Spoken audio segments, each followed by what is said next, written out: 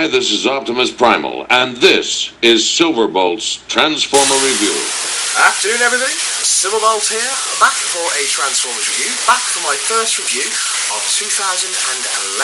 Now, first things first, anybody recognise this thing? Chances are most of you won't, as this is, well, frankly, you've been watching me through it for the last 4 years. So the good old reliable faithful LabTech webcam, home to those many grainy blurry shots of close-up of Transformers faces, is no more. Though it's not going to be relegated to the realms of the dustbin, I'll still keep it for scope. Now, as I have spangy new camera from Toshiba, which means that my hints of getting it for Christmas worked, however the first camera didn't. So it had to be sent back, and a new one got. However, I'm back, and I'm in some new-fangled, weird device called high def. I don't quite know if that's a good thing or a bad thing, but I'm in high def. So I thought I'd start off by reviewing a mini Transformer, mainly to try out the capabilities of said new webcam. So I thought I'd do 3 toys, and only toys, nothing else, just toys. Namely, Generation 1 Target Master Haywire, Generations Nightstick, and fansproject sidearm, which also has a double-edged purpose of being able for me to review fansproject sidearm. So without further ado, to the white screen.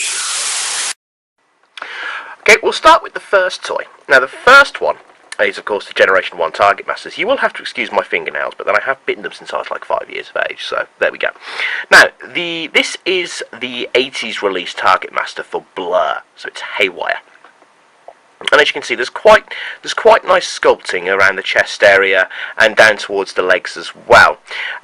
It's a very human figure to go with the cartoon, where of course the humans, well, the Nebulons were the Target Master companions.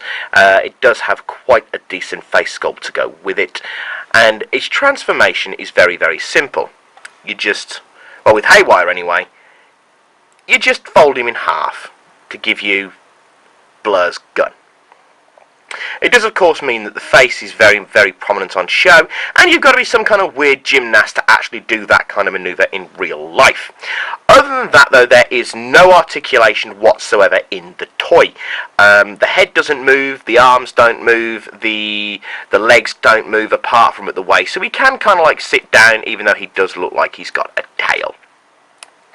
So that's Generation 1 Target Master Haywire. Now onto the next one I'm going to do is the toy that had a lot of people fangasming throughout 2009, and that is of course the release of Nightstick. Now this is the 3-pack Nightstick reissue. I'm using this one because it was the first one of the 2 that I've got that came to hand. Now, keeping in centre frame. Now then, differences between him and Haywire are immediately apparent. He has more articulation. His arms at the shoulders move. His arms at the elbow move. His head doesn't move. But his legs do also move independently of each other, but they don't have a knee joint. The sculpting on this one really does reflect the fact that this toy is 20 years down the line from the original Hasbro toy.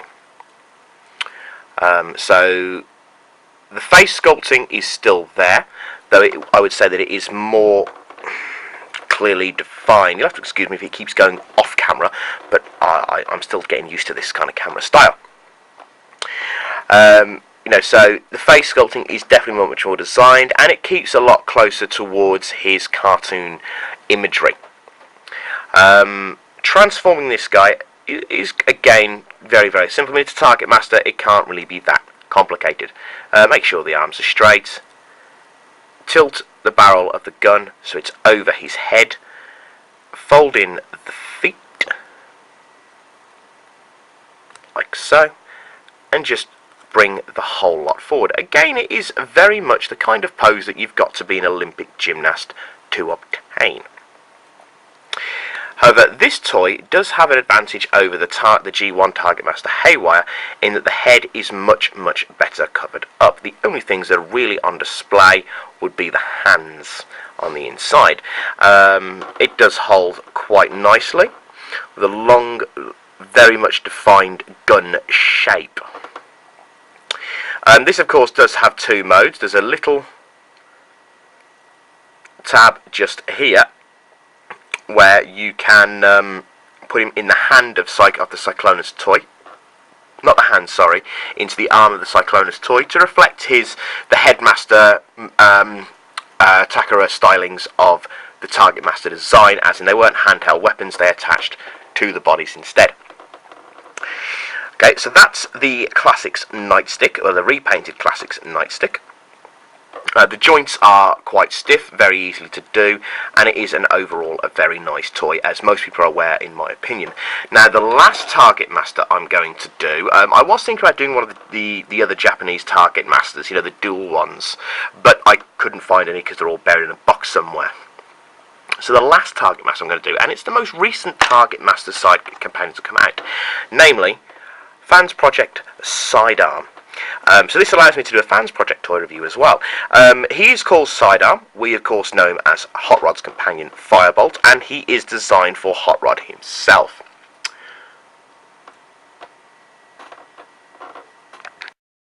Okay, sorry about that. Suddenly realised I don't actually have the Hot Rod toy to hand. Now then, the Target Master itself bears quite a strong resemblance, bears some similarities towards Nightstick.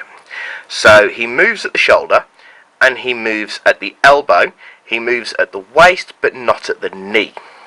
So, for articulation, and the head doesn't move, for articulation, he's virtually identical. Okay, so this doesn't really allow me to do a kind of like a sidearm Transformers review as well. Now, transforming him is quite simple. Put the arms upwards so they're behind the head. Fold them over, and there's a little tab that they'll just snick into like that. So you've got the gun like that.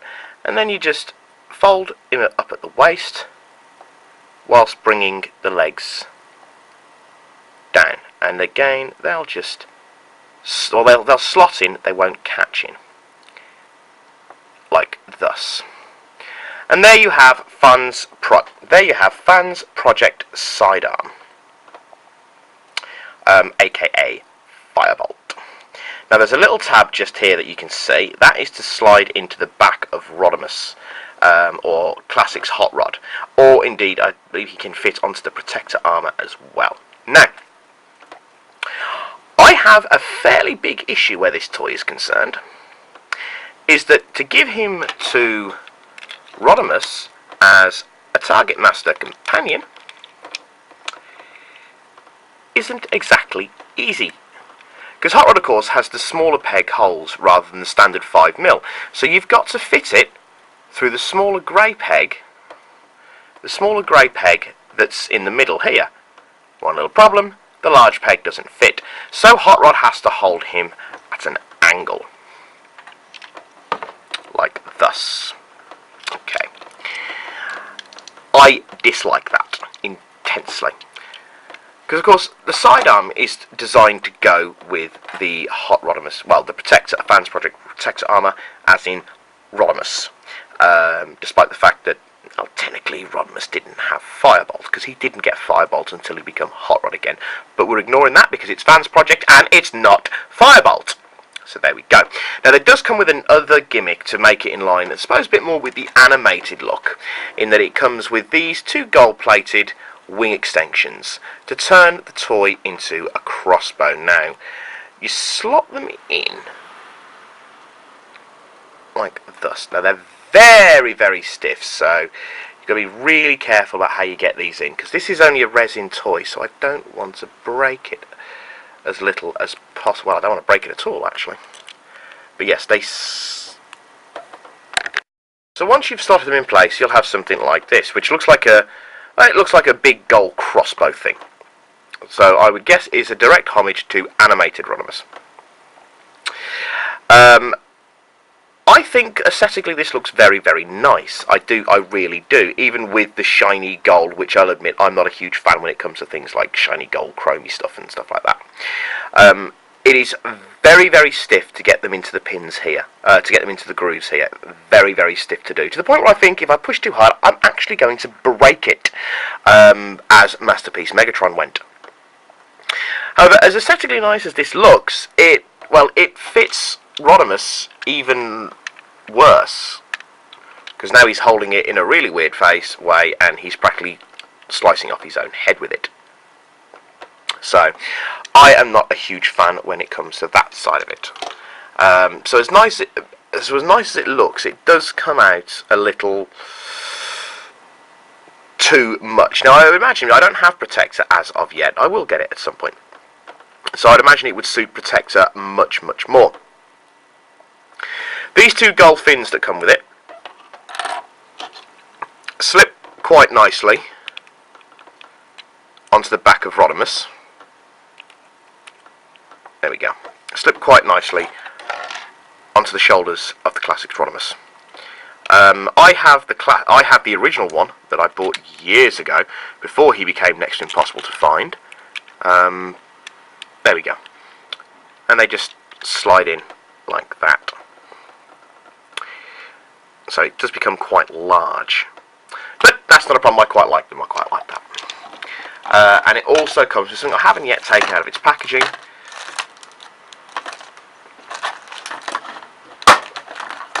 There we go.